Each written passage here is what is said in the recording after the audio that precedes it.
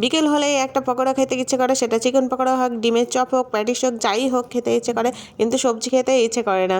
আসসালামু আলাইকুম, কেমন আছেন সবাই? আশা বেস্ট ফুডিতে আবার একটা নতুন রেসিপিতে আপনাদের স্বাগত। আজকে আমি চলে এসেছি সবজির একটা রেসিপি নিয়ে।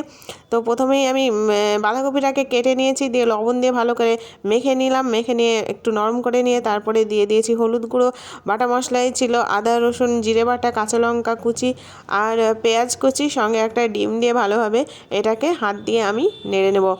ভালোভাবে মেখে নিতে হবে যাতে সবারই ভেতরে লেগে যায়। তারপর একটু রেখে দিয়ে দেখবেন যে চারিপাশ দিয়ে একটু জল বেরিয়ে গেছে। তখন পরিমাণ মতো না, সামান্য 2 চামচের মতো বেসন দিয়ে আর 1.5 চামচের মতো কর্নফ্লাওয়ার আর ধনেপাতা কুচি দিয়ে আবারও সেকেন্ড স্টেজ এটাকে মেখে নিতে হবে।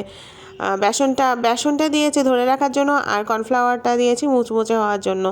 তো এইভাবে আমি ভালোভাবে মেখে নিয়ে আমি রেখে দিয়ে এখানে কড়াই দিলাম। আজকে আমি সাদা তেলে ভাজবো। সাদা তেল ডুবো তেলে ভাজতে হবে, তাই অনেকখানি তেল লাগবে। আমি তেলটা দিয়েছি, তেলটা গরম হলে একে একে পাকোড়া সাইজের করে আমি এখানে ছেড়ে দিলাম। তেলটা কিন্তু হাই ফ্লেমে গরম করে নিতে হবে। হাই ফ্লেমে গরম করে নিয়ে অবশ্যই গ্যাসটা মিডিয়াম টু লো আঁচে রাখতে হবে, নাহলে বাঁধাকপির পাকোড়া তো বাঁধাকপিগুলো পুড়ে যেতে পারে। আর বাঁধাকপিটা তাড়াতাড়ি পুড়ে যেতে পারে, আর ভেতরটা কাঁচা থাকবে। তাই মিডিয়াম টু লো আঁচে করলে পুরো ভেতরটাও ভালো হয়ে যাবে, আবার উপরটা একটু মুচমুচেও হয়ে যাবে, দেখতে ভালো লাগবে, পুড়েও যাবে না, আবার ভেতরটাও হয়ে যাবে। তো এইভাবে আমার একটা কড়াই যতটা এটা ছিল ততটা আমি দিয়েছিলাম। দিয়ে প্রথম ভাজাটা আমি এবার তুলে নিয়েছি।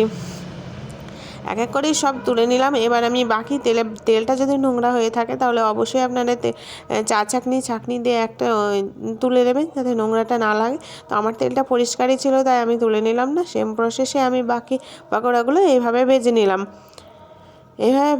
তো আজকের রেসিপি আমার কেমন লাগলো অবশ্যই আমাকে কমেন্ট করে জানাবেন। লাইক শেয়ার সাবস্ক্রাইব করার অনুরোধ রইল। ফেসবুক থেকে দেখলে অবশ্যই আমার পেজটিকে ফলো করে যাবেন। আবার আসবো একটা নতুন রেসিপি নিয়ে, ততক্ষণ পর্যন্ত আল্লাহ হাফেজ।